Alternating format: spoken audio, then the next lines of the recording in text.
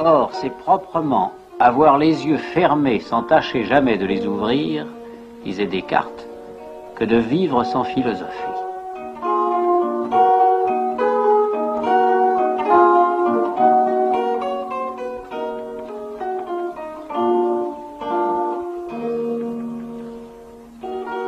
Il y a une vie de la philosophie hors de la classe, une cité des philosophes qui l'englobe et la nourrit.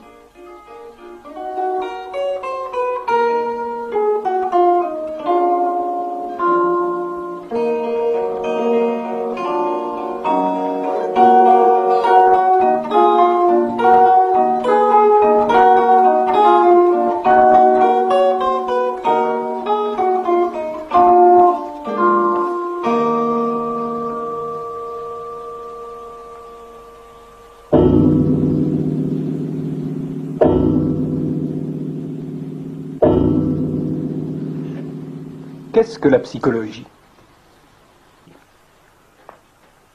En général, quand quelqu'un pose cette question, surtout à un psychologue, il pose en fait deux questions bien différentes. D'abord, il pose la question de quoi s'occupe la psychologie, mais je ne pense pas que ce soit ça l'interrogation la plus importante et celle qui le préoccupe vraiment. J'ai l'impression que quand on pose la question qu'est-ce que la psychologie, on pose automatiquement cette autre plus fondamentale qui est est-ce que la psychologie est une science? C'est une banalité que ce que je viens de dire, mais je crois tout de même que c'est assez important. C'est assez important parce que il est de notoriété publique que le statut scientifique de la psychologie, d'abord n'est pas très bien établi, et ensuite n'est pas clair du tout. Et je crains cependant qu'en posant la question est-ce que la psychologie est une science, on ne pose pas probablement la question la plus fondamentale, celle qui permettrait de résoudre, sinon toutes les autres, du moins l'essentiel des autres. J'aimerais qu'on interroge la psychologie, non pas tellement sur la forme d'objectivité qu'elle peut atteindre, la forme de scientificité dont elle est capable, mais j'aimerais qu'on interroge la psychologie comme on interrogerait n'importe quelle autre forme culturelle. Qu'entendez-vous par une forme culturelle? Bien, par forme culturelle, j'entends, si vous voulez, la manière dont, dans une culture donnée, un savoir s'organise, s'institutionnalise, libère un langage qui lui est propre et, éventuellement, atteint une forme que l'on peut appeler scientifique ou que l'on peut appeler parascientifique. Alors, j'aimerais que l'on interroge la psychologie à cette racine. En quoi la psychologie est-elle, dans la culture occidentale, une forme de savoir, ce savoir pouvant être une science ou pouvant éventuellement n'en pas être? De ce point de vue, quelle serait votre réponse?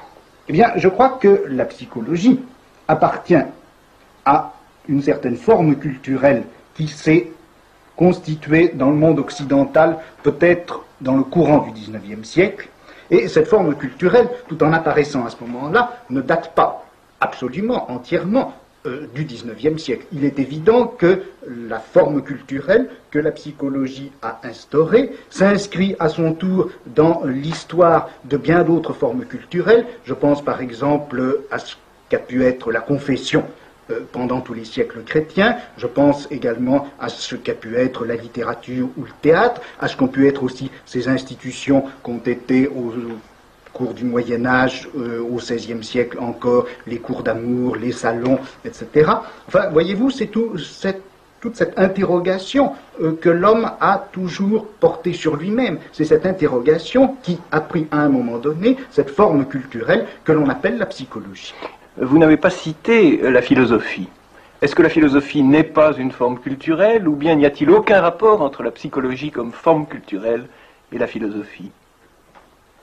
Vous me posez en réalité différentes questions. Vous me demandez si la philosophie est ou non une forme culturelle, et vous me demandez d'autre part si la philosophie et la psychologie, entendues toutes deux comme forme culturelle, ont un rapport. Et enfin, vous me demandez quel est le rapport qu'il peut y avoir entre ces deux formes culturelles. À la première question, Je crois qu'on peut répondre en disant que la philosophie, c'est probablement la forme culturelle la plus caractéristique et la plus générale du monde occidental. Depuis le début de la pensée grecque, eh bien, jusqu'à Heidegger, jusqu'à maintenant, la philosophie a été ce en quoi la culture occidentale s'est toujours et perpétuellement réfléchie. Dans cette mesure-là, la philosophie n'est pas une forme culturelle, elle est la forme culturelle la plus générale de notre culture. Maintenant, à la question, y a-t-il des rapports entre la forme culturelle qu'est la philosophie et la forme culturelle qu'est la psychologie? À cette question-là, que pourrait-on répondre? On peut répondre de deux façons. On peut répondre que la psychologie n'a fait, en quelque sorte, que reprendre dans un style enfin positif et enfin scientifique toute une série de questions qui avaient hanté, qui avaient animé la philosophie au cours des siècles précédents, et que la psychologie, en traitant enfin de la conduite et du comportement, n'a pas fait autre chose que de démystifier d'une part et rendre positif de l'autre des notions comme celle d'âme par exemple, ou comme celle de pensée, etc. Dans cette mesure-là, la psychologie apparaîtrait comme purement et simplement la reprise scientifique de ce qui, jusqu'à présent, avait été aliéné et obscur à soi-même sous la forme de la philosophie. Et dans cette mesure-là, la psychologie apparaît très bien comme la forme culturelle dans laquelle l'homme occidental s'interroge lui-même. Et la psychologie, ça serait le rapport fondamental de l'homme à soi dans une culture comme la nôtre. Maintenant, il y a une autre réponse. Il y a une autre réponse possible, et c'est cette autre réponse, bien sûr, que je préfère.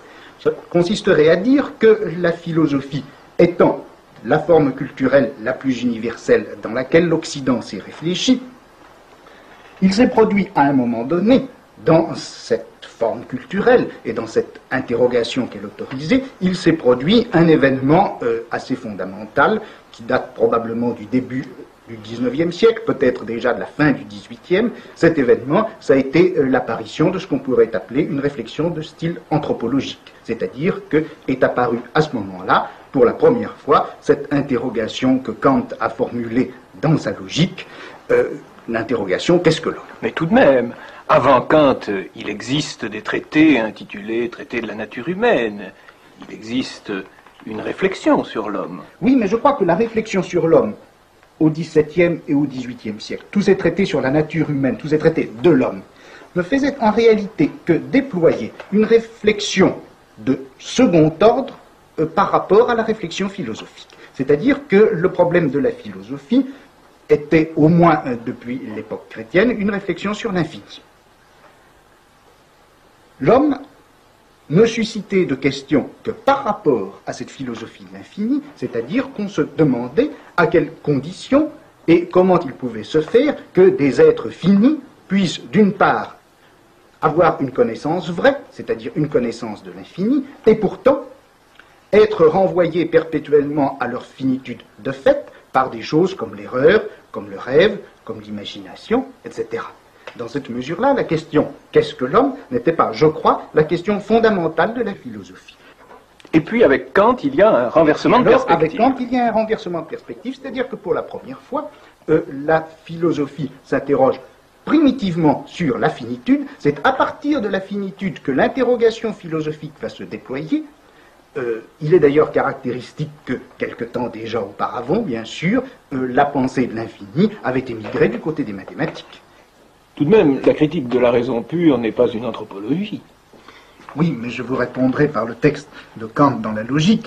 Vous savez, lorsque Kant dit que les trois questions, que puis-je connaître, que dois-je faire, que m'est-il permis d'espérer, se rapportent toutes les trois à une quatrième question, Vastis der Mensch, la question « qu'est-ce que l'homme ?» et dont il dit qu'elle est à la fois la question de l'anthropologie et la question la plus générale de la philosophie. Et dans cette mesure-là, je crois que Kant est bien, sinon le fondateur, du moins le découvreur de ce nouveau champ philosophique qu'est l'anthropologie, champ philosophique qui est arrivé, je crois, au XIXe siècle, et par l'intermédiaire de la dialectique, de Hegel, de Marx, à recouvrir le domaine qui était traditionnellement celui de la philosophie. Est-ce que vous permettez de vous résumer en quelques phrases qui vous trahiront certainement? Certainement pas. Vous avez distingué deux perspectives. Dans la première, la philosophie ouvre en somme le domaine de la psychologie, mais les sciences humaines en assurent ensuite l'élucidation effective et positive. Dans la deuxième perspective, dont vous avez souligné qu'elle avait votre préférence, l'anthropologie tout entière se trouve prise comme moment destinal, en somme, de la philosophie comme forme culturelle à travers quoi l'Occident parvient à la pensée de soi, ou tente de parvenir à la pensée de soi. Alors, si vous le voulez bien, je voudrais reposer ma question relative à l'essence de la psychologie à l'un et à l'autre de ces deux niveaux.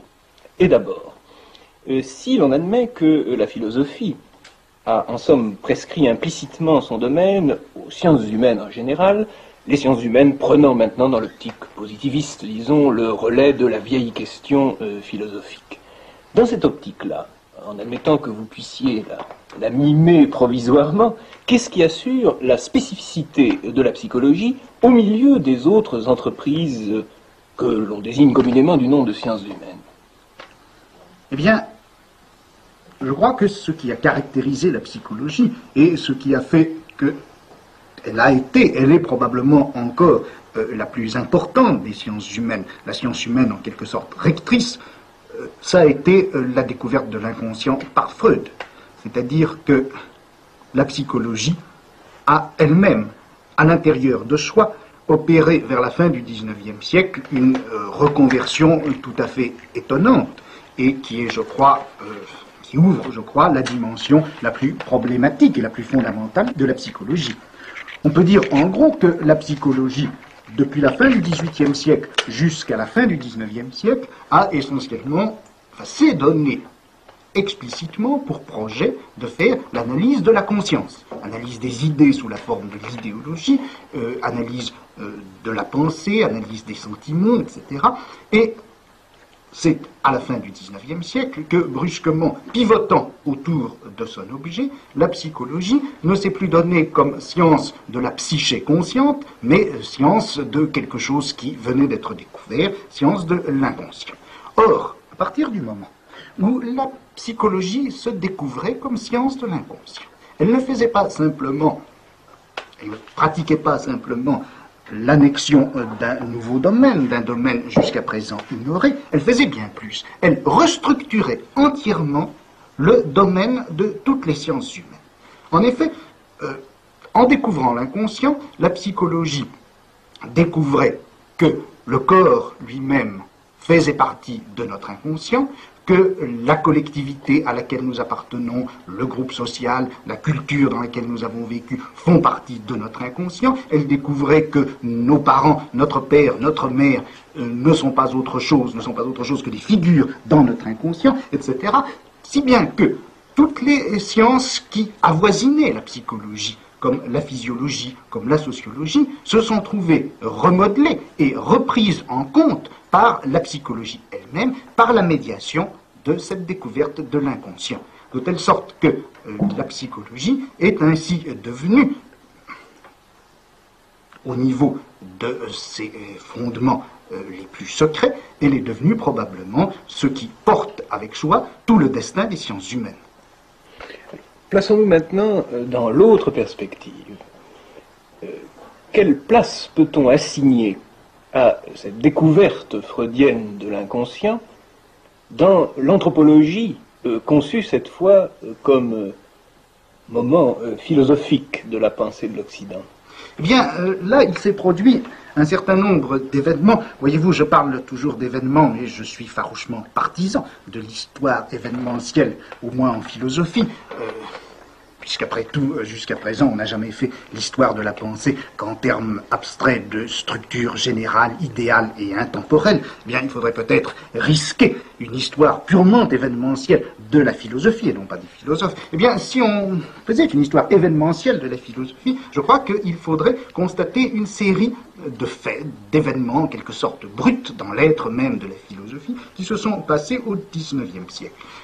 cet inconscient que la psychologie découvre comme nouvel objet et en même temps comme méthode absolument universelle pour toutes les sciences humaines, voilà que cet inconscient, en fait, il était déjà réfléchi par la philosophie elle-même, et ceci depuis Schopenhauer. Or, cet inconscient qui était objet philosophique depuis Schopenhauer et qu'il est resté jusqu'à Nietzsche, a été en même temps, pour la philosophie, ce qui lui a permis de contourner la question anthropologique que Kant avait assignée à la philosophie comme son domaine le plus général. Grâce à la réflexion sur l'inconscient, on s'est aperçu, si vous voulez, pour parler très grossièrement, finalement, que l'homme n'existe pas. Et c'est bien ce que Nietzsche a découvert lorsque, en affirmant la mort de Dieu, il a montré que cette mort de Dieu, ce n'était pas simplement la fin de la religion chrétienne, ce n'était même pas la fin de toutes les religions, mais c'était la fin de l'homme dans sa réalité et dans sa valeur humaniste, tel qu'il avait été reconnu depuis la Renaissance, depuis le protestantisme, peut-être même bien avant, depuis Socrate. Et si bien que on arrive à cette très curieux chiasme dans les événements fondamentaux du savoir occidental au XIXe siècle, apparition de l'anthropologie comme destin de la philosophie occidentale au début du XIXe siècle, découverte par la philosophie de l'inconscient comme à la fois fondement et disparition de cette anthropologie, et d'un autre côté, les sciences humaines et la psychologie reprennent à la fin du XIXe siècle cet inconscient, fondent ainsi les sciences de l'homme sous une forme qui se veut, qui se croit et qui est peut-être positive, mais au moment où les sciences humaines se fondent dans leur positivité, voilà que l'homme a philosophiquement disparu. Et si précisément il existe de nos jours ce lien et ce non-lien entre la philosophie et la psychologie, c'est bien peut-être précisément à cela que ce phénomène est dû. D'une part, la philosophie a imposé le thème anthropologique à toute la culture occidentale, et puis au moment où la psychologie reprend ce thème anthropologique et lui donne, grâce à l'inconscient, une parole absolument nouvelle et peut-être positive, eh bien la philosophie découvre que l'homme lui-même n'existe pas, ce qui fait que la positivité de la psychologie n'aurait peut-être pour fondement que cette aberration, ce vide, cette lacune qui serait l'existence de l'homme. Vous avez dit que le grand recentrement de la psychologie et même des sciences humaines en général s'était fait à la fin du XIXe siècle autour du thème de la découverte de l'inconscient. Le mot découverte est pris en général dans un contexte scientifique ou positiviste. Qu'entendez-vous exactement par découverte de l'inconscient ? Bien, je crois qu'il faut prendre le mot à peu près au sens strict. Freud a littéralement découvert l'inconscient comme une chose. Il y a eu, pendant une vingtaine d'années, il y a eu une mode qui a régné, qui a été de dire que, malgré tout l'intérêt de la psychanalyse, on rencontrait chez Freud un perpétuel postulat chosiste. Enfin, depuis Politzer jusqu'à Merleau-Ponty compris, le chosisme, le positivisme de Freud a été critiqué comme une séquelle de la pensée du XIXe siècle, et on a essayé au contraire de réintroduire cette chose gênante qui était l'inconscient, de la réintroduire dans un réseau de signification plus subtile, plus fine, dans un réseau de signification tout court, de telle sorte que l'inconscient aurait pris statut dans une subjectivité peut-être transcendantale, ou peut-être empirique, ou peut-être historique, peu importe, mais l'inconscient aurait cessé d'être cette vilaine chose désagréable et caillouteuse que Freud a découvert en quelque sorte au-dessous du psychisme humain. Mais enfin, il ne faut pas oublier tout de même que Freud a effectivement découvert l'inconscient comme on découvre une chose, ou plutôt, si vous voulez, comme on découvre un texte. On sait bien, et là-dessus, les interprétations que le docteur Lacan donne actuellement de Freud sont indubitables, on sait bien que l'inconscient freudien a une structure de langage. Mais ça ne veut pas dire que l'inconscient est un langage en quelque sorte vide ou virtuel. L'inconscient, c'est une parole, ce n'est pas une langue. C'est-à-dire que ce n'est pas le système qui permet de parler, c'est quelque chose qui a été effectivement écrit, des mots qui ont été réellement déposés dans l'existence de l'homme, ou dans le psychisme de l'homme, si vous voulez, en tout cas qui se découvrent littéralement lorsque l'on pratique cette opération un petit peu mystérieuse qu'est la psychanalyse. On découvre un texte écrit, c'est-à-dire qu'on découvre premièrement qu'il y a des signes déposés. Deuxièmement, que ces signes veulent dire quelque chose, que ce ne sont pas des signes absurdes. Et troisièmement, on découvre enfin ce qu'ils veulent dire. La reconnaissance de l'inconscient comme texte, puis l'opération par laquelle on déchiffre la signification de ce texte. S'agit-il là de deux moments méthodologiques de la psychologie? Il me semble que dans la pratique psychanalytique, la découverte qu'il y a un texte et la découverte de ce que ça veut dire ne font en réalité qu'une seule et même chose. Est-ce à dire, pour employer le langage de la linguistique, que le texte psychique est à la fois le message et le code de ce message? On a affaire à un ensemble de graphies, si vous voulez, dont on ne sait même pas encore si ce sont des lettres, des mots qui sont par là représentés. Et de plus, une fois que l'on sait, une fois admis qu'il s'agit bien de mots qui sont ainsi déposés, on ne sait pas leur sens. Et on ne sait pas quel rapport ils ont avec leur sens. Il faut donc que l'opération analytique fasse d'un seul tenant la triple opération qui consiste à isoler ce qui est signifiant, deuxièmement établir la loi qui régit les rapports du signifiant au signifié, et finalement découvrir ce que ça veut dire et découvrir le texte final qu'il y a à interpréter. Oui, mais je vois là une difficulté. Si le message que représente l'inconscient est à lui-même son propre code, la psychologie, sous la forme de la psychanalyse, va se révéler impuissante à se constituer comme science de structure générale. Nous aurons affaire dans tous les cas à des textes individuels porteurs de leur propre code et qui demanderont à chaque fois le recommencement de l'entreprise entière. Bien, c'est pourquoi il n'y a pas, au fond, de psychanalyse générale, c'est pourquoi il n'y a pas de psychanalyse collective. On ne peut parler de psychanalyse d'une culture, par exemple, ou de psychanalyse d'une société que par métaphore, c'est-à-dire, puisque nous sommes dans le domaine des sciences, par erreur et par abus de langage. Il n'y a de psychanalyse que de l'individu, et dans cet acte absolument fondateur, si vous voulez, fondateur de sens, qu'est le rapport analytique entre le médecin, entre le psychanalyste et son patient, il n'en reste pas moins que chacune de ces découvertes rigoureusement individuelles, qu'il y a un texte et de ce que ce texte veut dire, peut permettre évidemment d'établir certains isomorphismes ou certaines structures générales de langage que l'on va trouver chez un autre individu. Mais le fait que le message détienne en lui-même son propre code est une loi fondamentale de la psychanalyse et fait qu'il n'y a de psychanalyse qu'à l'intérieur de cette opération individuelle qui est la cure même de la psychanalyse. Je voudrais maintenant revenir avec quelque obstination à la question « qu'est-ce que la psychologie ?» et peut-être aussi vous contraindre à parler de ce dont je vous soupçonne de ne pas vouloir parler. Vous définissez la psychologie comme science ou connaissance de l'inconscient. Mais enfin, quel statut accorder à toutes ces pratiques, à toutes ces activités qui existent? Psychologie animale, tests, psychophysiologie, psychologie factorielle. Bref, tout ce qu'on appelle, pour l'opposer à la psychanalyse, la psychologie théorique ou la psychologie de laboratoire. Eh bien, il me semble précisément que cette psychologie est la moins théorique qu'on puisse imaginer. Je veux dire ceci, c'est qu'il n'y a certainement pas entre la théorie et la pratique freudienne la distinction qu'on a voulu croire pendant un certain nombre d'années. La pratique freudienne et la théorie freudienne ne sont certainement qu'une seule et même chose. En revanche, la psychologie dite théorique me paraît terriblement pratique.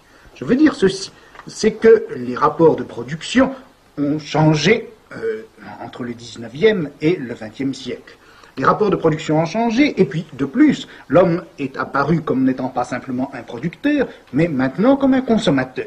Et il me semble que, d'une part, dans cette apparition de la consommation comme fait économique essentiel, et puis dans le jeu qui s'est produit, dans les rapports de production, c'est libérer un espace à l'intérieur duquel un certain nombre de pratiques sont devenues possibles. La psychologie des aptitudes, si vous voulez, et la psychologie des besoins me paraissent l'une et l'autre se loger très bien à l'intérieur de ces nouvelles pratiques économiques. Et je crois que toute la psychologie, à partir du moment où elle n'est pas psychologie de l'inconscient, c'est-à-dire à partir du moment où elle n'est pas psychanalyse, est forcément une psychologie de type économique.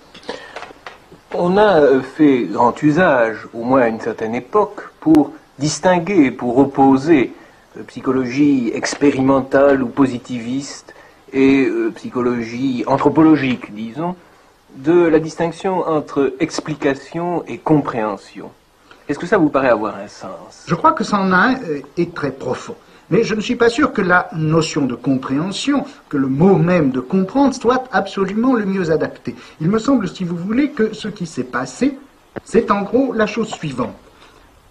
Depuis le XVIIe siècle jusqu'à la fin du XIXe, toutes les disciplines interprétatives ou exégétiques étaient en quelque sorte restées dans l'ombre, ou s'étaient retirées dans l'ombre au profit de toute une méthodologie du savoir qui cherchait beaucoup plutôt la définition plus ou moins positiviste de lois ou de principes d'explication. Et voilà que, à travers Nietzsche, à travers la réapparition également de l'exégèse et de l'interprétation des textes religieux au XIXe siècle, à travers, bien entendu, la psychanalyse qui est découverte et interprétation du signe, voilà que sont réapparues dans la culture occidentale des techniques interprétatives, des techniques d'exégèse qui avaient été fondées à Alexandrie avant même le christianisme, et qui n'ont pas cessé de surplomber le monde occidental jusqu'au XVIe siècle, jusqu'à la Renaissance, peut-être même jusqu'au cartésianisme.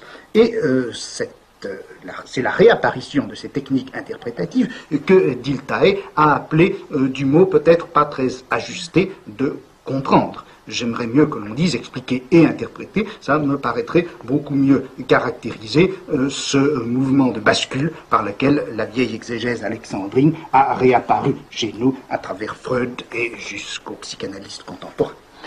Eh bien, je terminerai par une question pédagogique. Si vous aviez à enseigner dans une de nos classes terminales ce qu'on appelle la psychologie, comment vous y prendriez-vous? Bien, je dois vous dire que je serais assez embarrassé. Parce que j'ai l'impression que j'aurais un rôle au moins double. Il faudrait d'une part que j'enseigne la psychologie, et d'un autre côté que j'enseigne la philosophie. Il me semble que la seule manière de résoudre ce problème, ce n'est pas de nier le partage, mais au contraire de l'appuyer, de le marquer davantage encore. Et ce que j'aimerais faire, c'est faire mon cours de psychologie masqué comme le philosophe de Descartes, mais c'est en tant que psychologue, cette fois, que je serai masqué. Je tâcherai de changer mon visage autant que faire se peut, changer ma voix aussi, changer mes gestes, changer tout mon habitus, et puis, pendant l'heure de psychologie, eh bien, j'enseignerai la psychologie de laboratoire, j'enseignerai les tests, j'enseignerai le labyrinthe, j'enseignerai le rat. Bien sûr, il faudrait aussi que je parle de psychanalyse. Ça serait, si vous voulez, la seconde variante de ce premier personnage. Je tâcherai de parler avec la plus grande prudence, mais la plus grande précision aussi, de ce que c'est que la psychanalyse, qui est si proche de ce qu'il y a de fondamental dans les sciences humaines, et qui est pourtant si éloignée de la psychologie de laboratoire, probablement parce qu'elle n'est pas liée à la même structure de la praxis.